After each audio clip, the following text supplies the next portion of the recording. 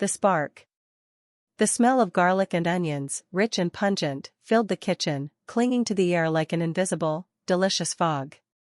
Arthur Henderson, his brow furrowed in concentration, stirred a pan on the stove, the sizzle of vegetables a gentle counterpoint to the quiet hum of the refrigerator.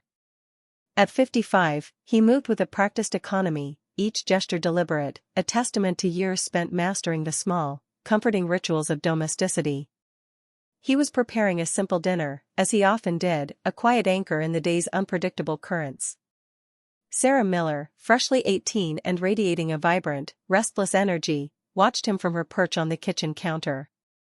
Her bare legs, tanned from the burgeoning spring, swung in a steady, rhythmic arc, occasionally brushing against the polished wood. She'd slipped off her shoes the moment she'd entered, a habit he'd gently chided her for more times than he could count, but one she never quite abandoned. Her gaze was openly curious, tracing the lines of his back, the slight tension in his shoulders as he worked. She wasn't just observing the cooking, she was observing him. "Smells good," she teased, her voice a low murmur that barely cut through the kitchen sounds. There was an undercurrent of something more than just casual appreciation in her tone, a playful lilt that always managed to catch his attention. Arthur turned, a wooden spoon still in hand, a faint wisp of steam rising from the pan behind him. He raised an eyebrow, a familiar, mild expression that usually conveyed a mixture of patience and slight amusement. "Just a simple pasta sauce. You look like you could use a good meal, you've been running around all day." She stopped her legs from swinging, planting her feet lightly on the edge of the counter. Leaning forward, her elbows on her knees, she lowered her voice, the playful edge sharpening into something far more direct, more potent. Her eyes, bright with an audacious spark, held his without wavering. "But I'm not hungry for food, Mr. Henderson." The formal address, usually a polite habit, now felt like a deliberate, almost provocative choice. "I just turned 18, and I'm starving for you." The sizzle from the pan seemed to amplify in the sudden, profound silence that descended upon the kitchen. The rich aroma of garlic and onions, moments before comforting, now hung heavy, almost suffocating. Arthur's hand, which had been loosely holding the spoon, tightened imperceptibly. His raised eyebrow slowly lowered, his expression shifting from mild amusement to one of utter stillness. Their eyes locked. It wasn't a fleeting glance, but a deep, unwavering gaze that stretched the moment, pulling it taut and thin like a wire ready to snap. In Sarah's eyes, he saw not just the brash confidence of youth, but a genuine, almost vulnerable honesty, a directness that bypassed all his carefully constructed barriers of propriety and expectation. She was a challenge, a truth laid bare, reflecting her determination to be true to herself. In his own gaze, Sarah found a complex cocktail of surprise, a flicker of something she dared to hope was desire, and an undeniable current of alarm. His lips parted slightly, as if to speak, but no sound emerged. The warmth that usually radiated from him, a steady, comforting presence, now felt charged, electric, almost dangerous. The air between them thrummed, thick with unspoken words and the sudden, overwhelming weight of a confession that had just irrevocably altered their shared space. It was a silence brimming with a flirty tension that neither could brush aside, a tangible force that pulled them closer even as it warned of the precipice they now teetered upon. The casual ease of their interaction had shattered, replaced by a raw, immediate intimacy that left them both breathless, caught in the unexpected blaze of a newly ignited spark. Familiar comforts. The scent of simmering herbs and roasted chicken was a constant, comforting presence in the Miller home, a testament to Arthur Henderson's quiet, steadfast role within their family. He had been a fixture for as long as Sarah could remember, a kind, steady anchor who seemed to effortlessly step into the gaps life left. From fixing a leaky faucet to patiently teaching Sarah how to change a tire, or simply listening to Eleanor's daily anecdotes over a cup of tea, Arthur had always been there. He was the easy laugh at the dinner table, the reliable hand during a crisis, a man whose presence felt as natural and essential as the very walls of their house. He wasn't family by blood, but in every other meaningful way, he was. After her confession, however, that familiar comfort had taken on a dangerous edge. The very air around Arthur now vibrated with a different kind of energy whenever Sarah was near. Where she once saw a beloved, platonic uncle figure, her gaze now held an unnerving new clarity, dissecting the lines around his eyes, the slight silver in his temples, the capable strength of his hands. Sarah began to invent reasons to be in the kitchen whenever Arthur was cooking. She offered to chop vegetables, a task she usually avoided with theatrical groans. She'd lean against the counter, ostensibly scrolling on her phone, but her attention would be acutely fixed on him. "Need help with that?" she'd ask, her voice a little softer, a little more deliberate than before. One evening, as Arthur meticulously sliced mushrooms for a stir-fry, Sarah moved beside him, claiming to need a glass from the cupboard above. Their elbows brushed. A fleeting contact, barely there, yet it sent a jolt through her, a warmth that prickled her skin. Arthur paused, his knife hovering over the cutting board, his breath catching almost imperceptibly. He didn't look at her, but the sudden stillness in his frame spoke volumes. Another time, dicing onions, she reached for the salt shaker at the same moment he did. Their fingers met, brushing lightly, a brief, electrifying touch. This time Arthur's hand did not retreat immediately. His thumb lingered for a fraction of a second against her knuckles, a silent acknowledgement of the current that now ran between them. Sarah felt a blush creep up her neck, a delicious heat that spread through her chest. She met his gaze, and for a fleeting moment, the calm amusement she'd always associated with him was replaced by a flicker of something darker, something unreadable yet undeniably potent. Eleanor, bustling in and out of the kitchen, saw only Sarah's newfound domestic interest. "It's lovely to see you helping Arthur, dear," she'd commented, oblivious to the unspoken dialogue passing between her daughter and their longtime friend. "He cooks so much for us, it's only fair." Eleanor smiled, mistaking the charged silence for the pleasant hum of a family preparing dinner, completely unaware of the dangerous new hunger stirring beneath the surface. For Sarah, the kitchen had become a battlefield of burgeoning desires, Arthur the unwitting target, and every shared space an opportunity to push the boundaries of their once sacred familiarity. Whispers and wonders.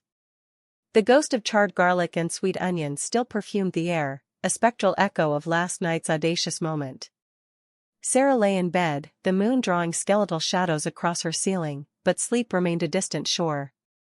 His gaze, that initial jolt of surprise, then a deep, contemplative stillness, was branded behind her eyelids. A strange, buoyant sensation blossomed in her chest, a joyful tremor, light and disorienting, like a flock of startled starlings taking swift flight.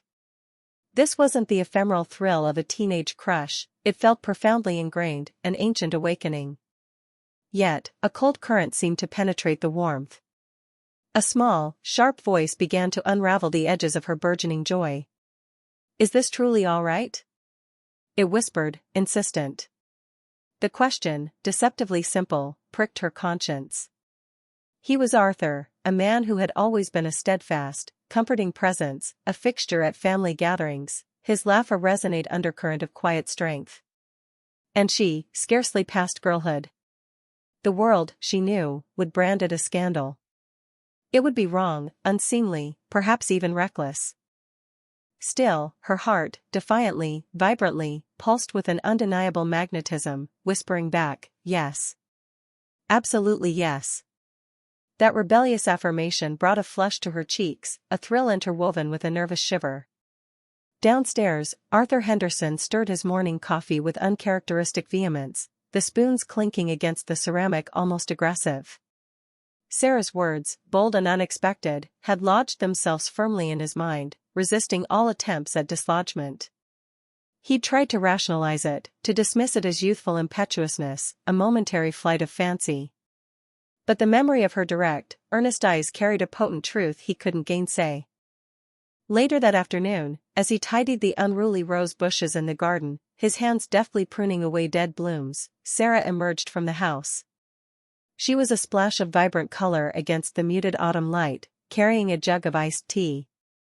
"Hard at work, Mr. Henderson," she quipped, her voice a melodic tease. "Trying to make these beauties behave." She set the jug on a nearby stone bench. "They're like teenagers, aren't they? Wild and full of thorns, but capable of breathtaking beauty." Her gaze, when it met his, was bright, playful, and utterly knowing. Arthur felt a genuine, unbidden smile spread across his face.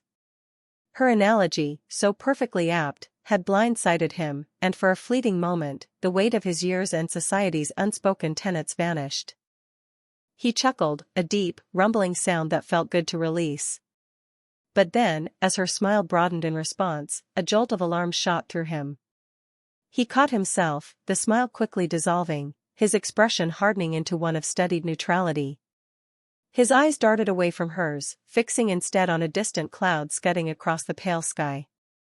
The brief warmth in his chest gave way to a chill of unease. This was treacherous ground. What was he doing, allowing himself to be drawn in by her youthful charm? He was Arthur Henderson, a man of responsibility, of steady habits.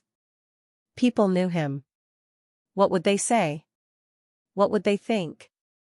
More importantly, what did it mean for him? For his own heart, which, despite his best efforts, had begun to beat a little faster, a little lighter, whenever Sarah Miller was near. The shears in his hand felt heavy, suddenly, a cold, hard reminder of the boundaries he felt obligated to maintain.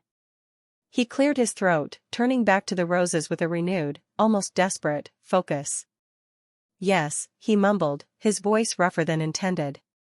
Best to keep them in line. A friend's eye. Did you hear back from that summer internship at the library? Lily asked, stirring her latte. They were tucked into their usual corner booth at the Daily Grind, the air thick with the scent of roasted beans and sugar.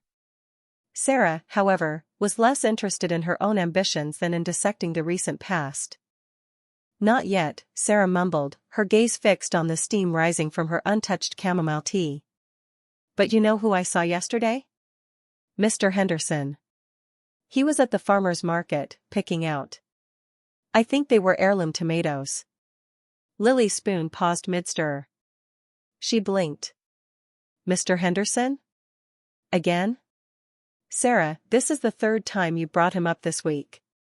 First, it was his incredibly well-organized bookshelf when we dropped off those donations, then his surprisingly insightful comments at the town meeting about the park renovation, and now heirloom tomatoes?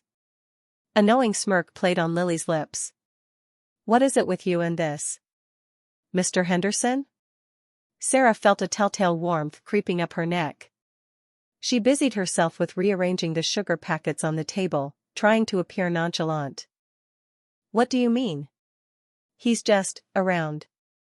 He's a fixture in town, right? It's not like I'm seeking him out. Oh, really? Lily's smirk widened, morphing into a playful grin. Because for someone who's just around, you seem to have a surprisingly detailed catalog of his daily activities. Heirloom tomatoes, Sarah? Are you sure you're not just, developing a little crush? She leaned forward, her voice a conspiratorial whisper, though loud enough to make Sarah's cheeks flame. The word hung in the air, a bell ringing directly in Sarah's chest. A crush. The notion felt both absurd and alarmingly accurate. She felt her face flush a vivid, undeniable scarlet, a warmth spreading from her neck to her ears. She could feel the heat radiating off her skin, a physical manifestation of her embarrassment and, more unsettlingly, her dawning realization. A crush? Sarah scoffed, but the sound was breathy and unconvincing, betraying her. She looked away, her eyes darting around the bustling coffee shop, anywhere but at Lily's perceptive gaze. Don't be ridiculous, Lily. He's old enough to be my dad. The words felt hollow, even to her own ears. Lily just chuckled, a soft, knowing sound. And yet, you're bright red. Like, just ran a marathon red. Or, more accurately, just got caught staring at the person you like red. She reached across the table, gently patting Sarah's hand. It's okay, He's a handsome guy, in a distinguished, professorial sort of way. And you've always had a thing for the intellectual type. Sarah finally met Lily's eyes, a mixture of mortification and a reluctant, nascent curiosity swirling within her.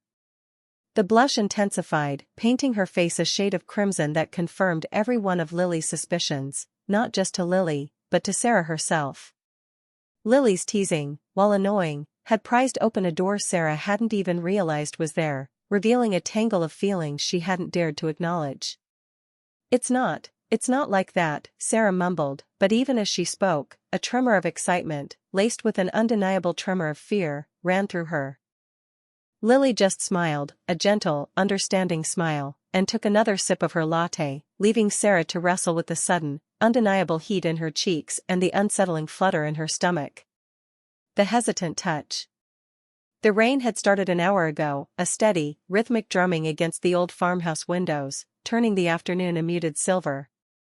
Inside, the kitchen was a haven of warmth and the sweet scent of cocoa. Sarah, curled on the worn armchair by the window, watched the droplets streak down the glass, a mug steaming in her hands. Arthur, perched on a stool at the counter, stirred his own hot chocolate with a slow, deliberate motion, the spoon clinking softly against the ceramic. He was attempting to read the newspaper, but his gaze kept drifting towards Sarah, a silent, almost involuntary pull. "It's a good day for this," Sarah murmured, her voice a low hum against the rain's melody. She gestured vaguely with her mug towards the gray outside. "Cozy." Arthur grunted in agreement, a small smile playing on his lips. He liked these quiet moments with her, these stolen fragments of peace that felt increasingly precious and precarious. The tension from the previous day, the bold confession that had both thrilled and terrified him, still hummed beneath the surface of their interactions, a live wire they both carefully avoided touching. He finished his cocoa, placing the empty mug on the counter with a soft thud. Sarah, sensing his shift, turned her head, her eyes, the color of warm honey, meeting his. The air thickened, charged with unspoken thoughts. Arthur felt a familiar tightening in his chest, a battle between the logical man he tried to be and the profound, unsettling yearning he felt for her. Without thinking, driven by an impulse he couldn't articulate, he reached out. His fingers, calloused from years of work, gently brushed against the back of her hand, which rested on the arm of the chair. Her skin was warm, soft, a jolt of pure sensation that traveled straight up his arm. It was a fleeting, feather-light contact, yet it felt monumental, a bridge spanning the chasm of their age difference and societal expectations. Then, just as quickly, as if burned, he snatched his hand back. The sudden movement startled Sarah, her eyes widening slightly. Arthur's face clouded, a mixture of profound sadness and utter confusion warring in his gaze. He looked down at his own hand, then back at Sarah, a helpless, almost tormented expression on his features. "Arthur?"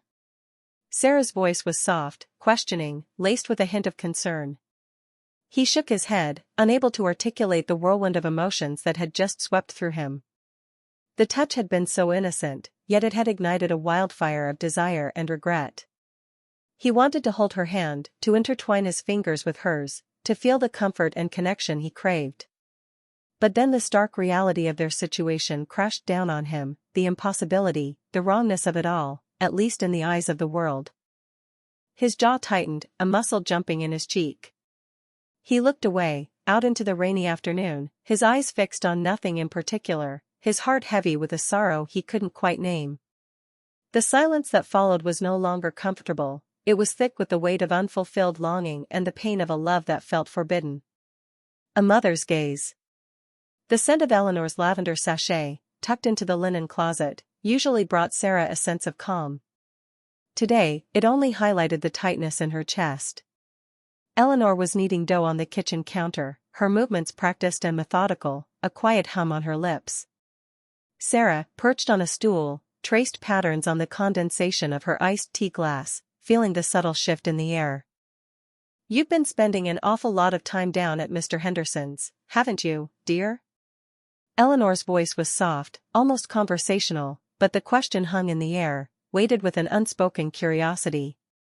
Her gaze, usually warm and reassuring, now carried an unfamiliar glint of inquiry. It wasn't accusatory, not exactly, but it was certainly observant. Sarah's fingers tightened around the glass.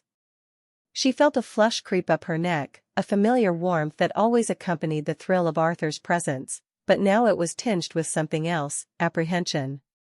"Just helping out," she mumbled, her eyes fixed on the ice swirling in her glass. "He's got a lot on his plate with the bakery orders this week." Eleanor paused her kneading, her hands, dusted with flour, resting on the soft mound of dough.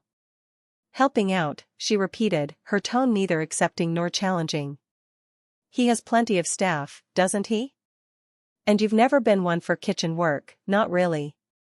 She wiped her hands on her apron, her gaze unwavering, a silent question in its depths. Sarah felt a prickle of irritation, though she knew it was unfair. Her mother was just being a mother. But the intensity of her feelings for Arthur, a secret she guarded with fierce protectiveness, made any scrutiny feel like an invasion. She couldn't explain the magnetism that pulled her to Arthur's side, the electric current that hummed between them. How could she possibly articulate the way his eyes held hers, or the dizzying thrill of his touch, without betraying the unspoken intimacy that was theirs alone? "He appreciates the extra pair of hands," Sarah said, her voice a little too bright, a little too quick.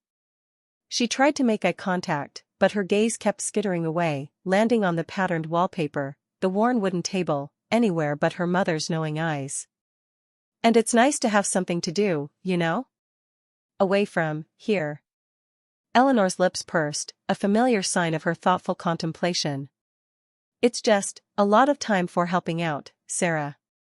You're usually so restless if you're not out with your friends, or reading. This is different." She picked up a stray flour crumb from the counter, her movements deliberate. "Is everything all right, sweetheart?" The directness of the question, the soft concern in her mother's voice, almost cracked Sarah's carefully constructed facade. She wanted to confess, to unburden herself of the exhilarating, terrifying secret that had taken root in her heart. But the words caught in her throat, strangled by fear of judgment, of misunderstanding. "Everything's fine, Mom," Sarah managed, forcing a smile that felt brittle even to her. "Just enjoying learning a few new things. It's no big deal." The lie tasted sour on her tongue, mingling with the lingering sweetness of the iced tea. She knew Eleanor wasn't entirely convinced, but she also knew her mother wouldn't push further, not directly. Not yet. The tension, however, remained, a palpable hum in the quiet kitchen, a silent acknowledgement of the unsaid. Speaking the heart. The scent of simmering herbs and a hint of wood smoke clung to the air in Arthur's cozy study, a stark contrast to the tumultuous storm brewing inside Sarah. Days had passed since her bold declaration in the kitchen, days filled with an agonizing silence from Arthur, a silence that had begun to chafe at her vibrant spirit. She found him by the window, a book open in his hand, though his gaze seemed fixed on the distant, rain-swept hills. "Arthur," she began, her voice a little sharper than she intended, the frustration finally bubbling over. He turned, his usually serene expression shadowed with a weariness she hadn't noticed before. The late afternoon light, a muted gray, caught the silver threads at his temples, making him seem both distinguished and, to her, heartbreakingly remote.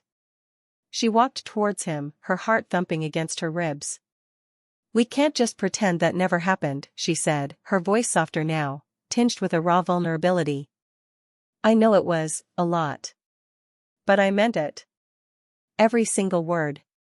She met his eyes, a challenge in her own, daring him to look away. "And I've missed you. Not just the talking, though I miss that too. But I missed feeling special. When you're near, it's like the whole world just clicks into place, and nothing else matters." A flush crept up her neck, but she refused to back down. "I feel more myself with you than I ever have with anyone else." Arthur's gaze, which had been fixed on hers with an intensity that made her breath catch, softened almost imperceptibly. He closed the book, placing it on the windowsill with a deliberate slowness. The silence stretched, filled only by the soft drumming of rain against the glass, and Sarah's own ragged breathing. She watched him, every muscle tensed, bracing for dismissal, for a gentle rebuke.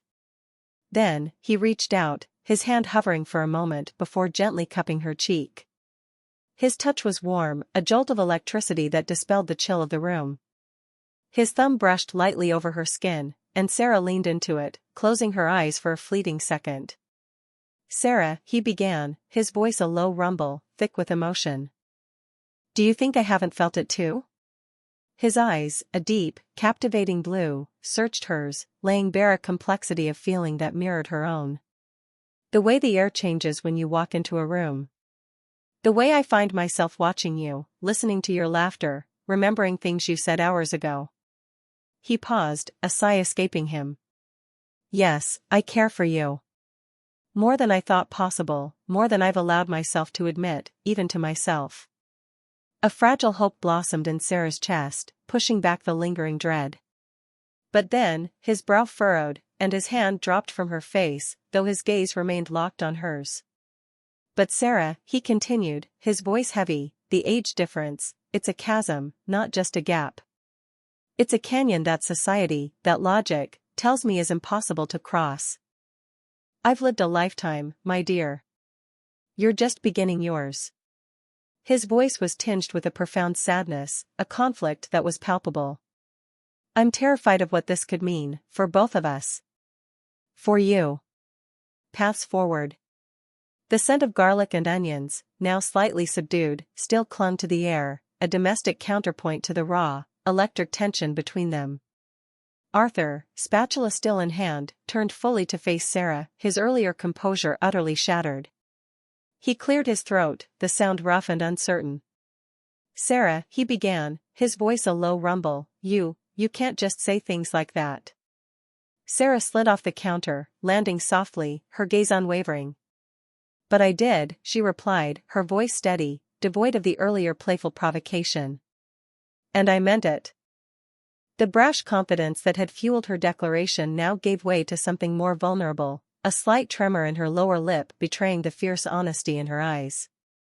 Arthur set the spatula down with a soft clatter, leaning back against the counter, suddenly feeling the weight of his 55 years pressing down on him. I don't know what to say, he admitted, running a hand over his hair. This is unexpected. He searched her face, trying to decipher the true depth of her feelings, to understand if this was a fleeting fancy or something deeper, more complex. You're 18, Sarah.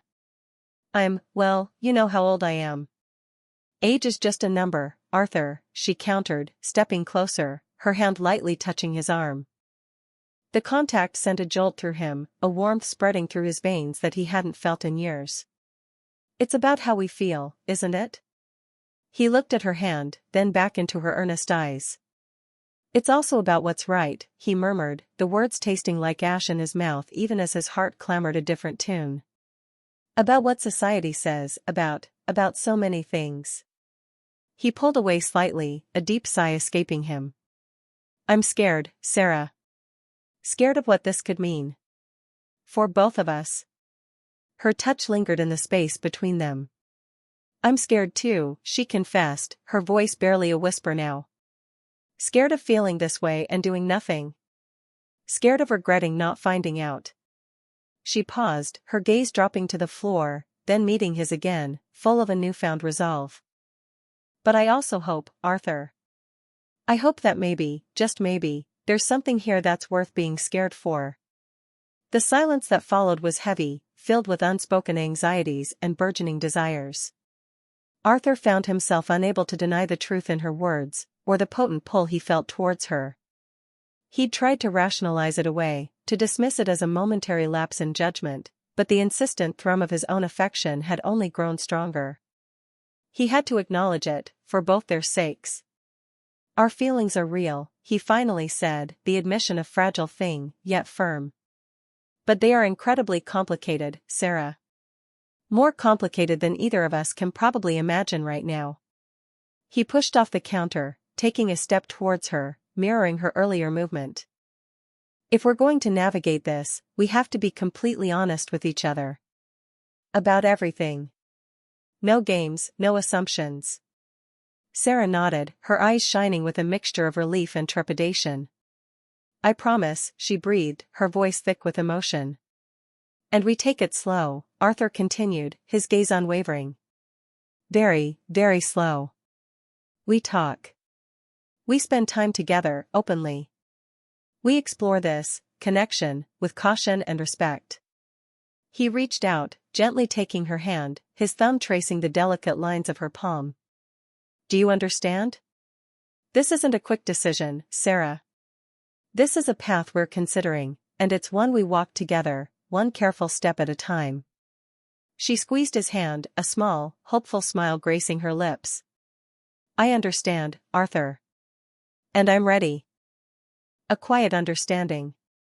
Months blurred into a comfortable rhythm, the initial jolt of Sarah's confession settling into a quieter, deeper current between them. The brash confidence of her youth, once a dazzling, almost overwhelming light, had softened into a steady glow.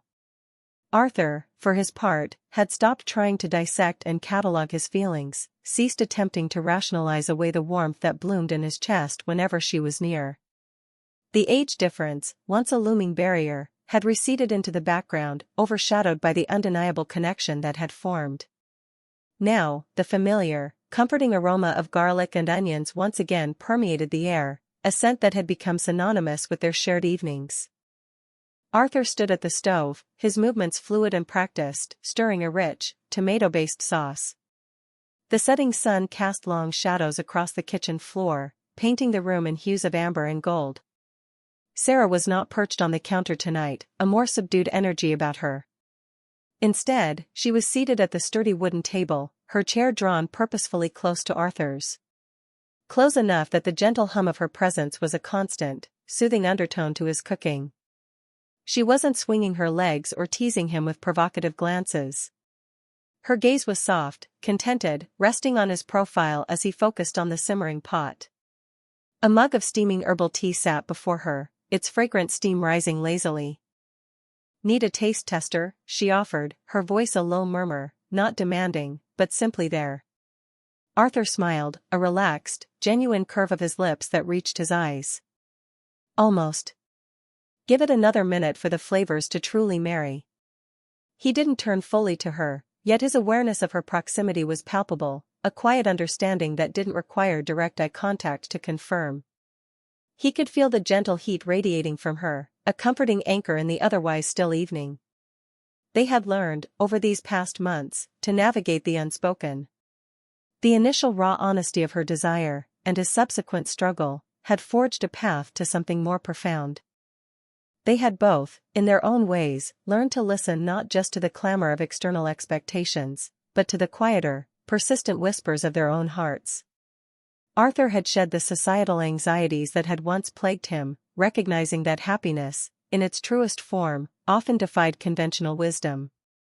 Sarah, too, had discovered a depth beyond the thrill of the chase, finding solace and genuine affection in the quiet companionship they shared. He finally spooned a small dollop of sauce onto a tasting spoon, extending it towards her without looking. She took it, her fingers brushing his lightly, an electric current that was no longer shocking, but simply a familiar, pleasant warmth. She tasted it, a thoughtful hum escaping her lips. "Perfect," she declared, her eyes meeting his as he finally turned, a serene contentment settling between them. "Absolutely perfect." It wasn't just about the sauce, it was about everything. The quiet moments, the shared silences, the unwavering knowledge that they had, against all odds, found their way to each other. They had stood up for what made them happy, and in doing so, had built a unique, resilient world of their own.